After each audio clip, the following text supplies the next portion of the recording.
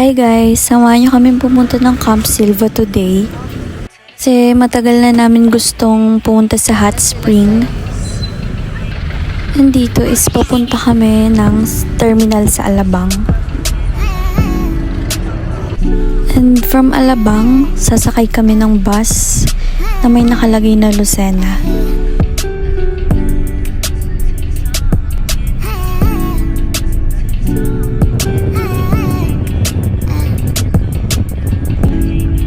Ayan guys, super init ng panahon na yan pero napili pa rin namin mag hot spring.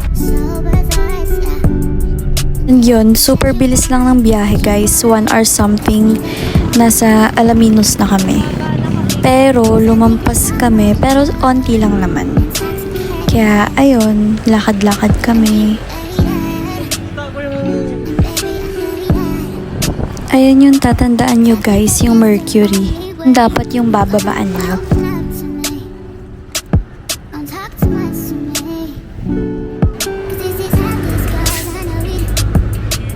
And ayun guys, so bago kami dumiretso, kumain muna kami sa grocery para mamili ng ibang mga needs.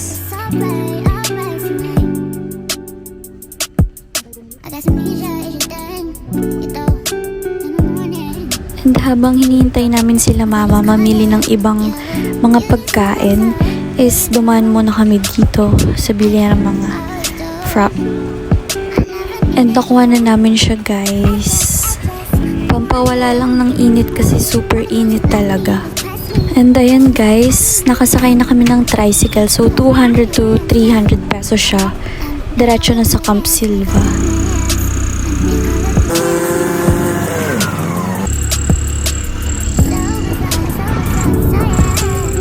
And ayun, nagchichismisan lang kami kung ano-ano, dalalan. At ang ganda talaga ng view guys. Tsaka minsan kailangan din natin mag-unwind guys. At lumayo muna sa city. May mga nadaanan din kaming mga horse.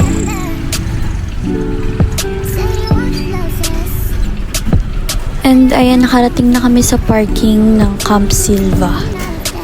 Pero may 15 minutes trek pa kaming gagawin before makapunta sa mismong camp.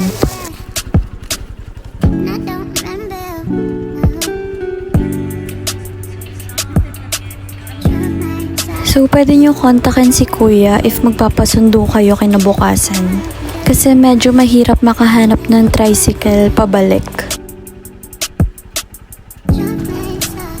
May mga tindahan na rin naman dito guys sa baba. Kami ng 15 minutes.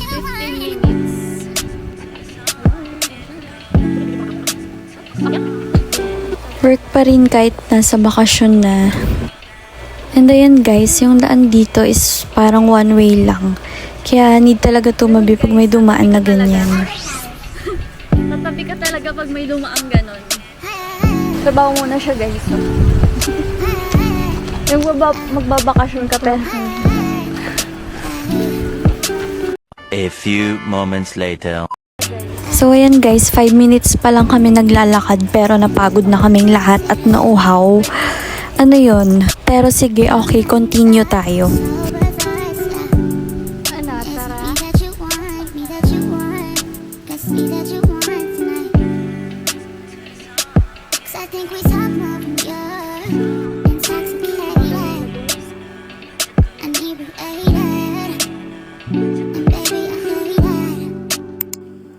And may mga part talaga guys na medyo matarik. Pero worth it naman kasi ang gaganda ng view. And dito, nasalubong namin si kuya. Sabi niya pagod na raw siya at malayo pa yung lalakarin niya.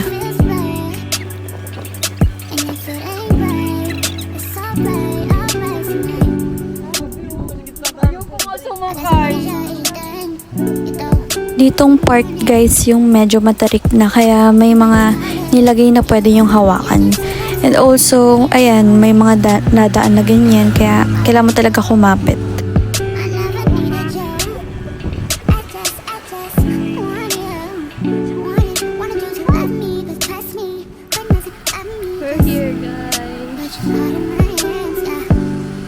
And after 10 to 15 minutes, nakarating na kami. And super pagod talaga. At mainit pa, pero okay lang. Pagdating nyo dun is pwede na kayo magbayad. And i-check din nila yung booking mo. Yung kinuha namin is tent pitching. And 100 pesos lang ata siya. And may entrance fee na 100 pesos lang din. Habang naglalakad kayo papunta sa tent nyo na paglalapagan is makikita nyo na yung mga liliguan nyo dito.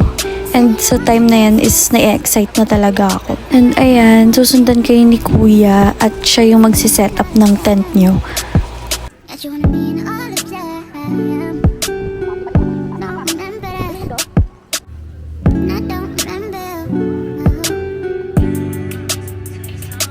Nag-aayos na kami ng gamit dito para makapag-lunch na. Tignan nyo naman guys na parang dala namin yung tindahan.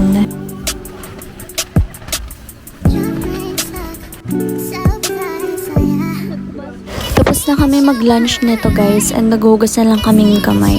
Ang sarap ng tubig guys kasi mainit siya. Ang sarap sa feeling.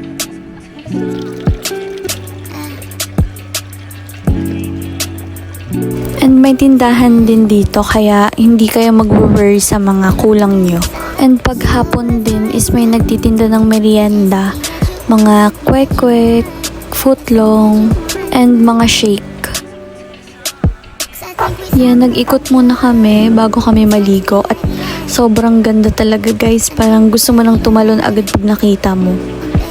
At ang sarap kasi super init ng tubig, sobrang sarap sa feeling.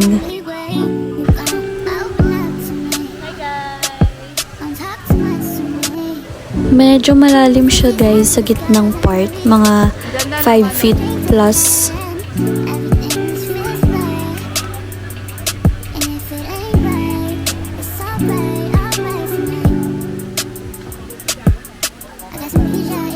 Sobrang sarap talaga dito guys, promise, babalikan namin to. And yung feeling na ayaw mo nang umahon.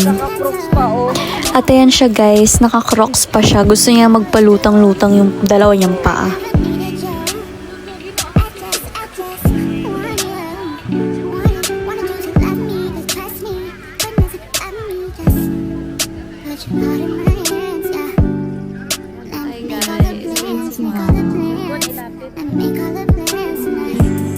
And ayan guys, mga alas 8 bumalik muna kami ng 10 para mag-dinner. And mag-break muna.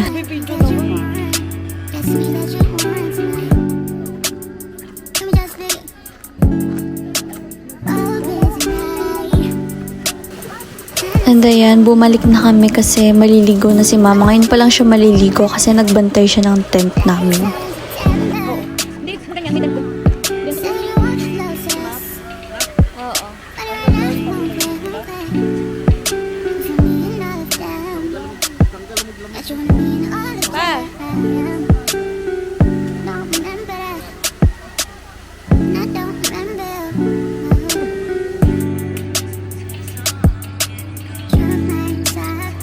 Ayan guys, bumalik na kami lahat sa tent and sobrang lamig ng time na yan, as in.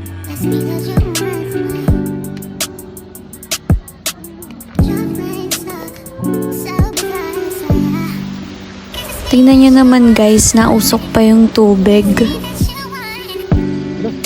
Maganda rito no. And morning na. It's 6 AM and sobrang nausok talaga yung tubig.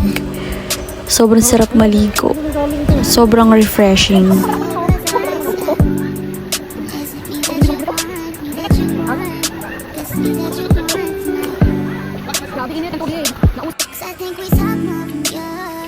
Kita nyo naman guys, dyan yung usok ko.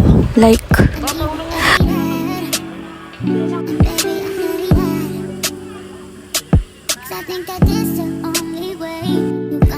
so yan guys, pauwi na kami and ayan na yung challenge kasi matarik na yung daan, masakit sa legs, para kayo nag-hiking. Pero it's fun.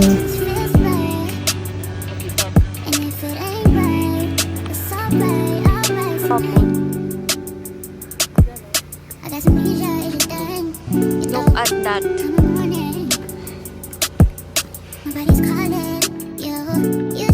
And sa oras na to, medyo marami na rin yung nakakasalubong namin. And ang dami, ayan guys, so, 'di ba? So yan, may mga nadaan nga na pick up at ang saya kapag natabi yung mga tao. Kasi parang may thrill.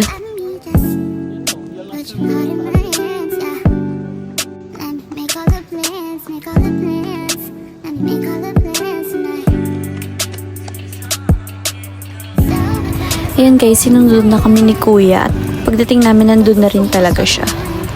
Thanks kay Kuya.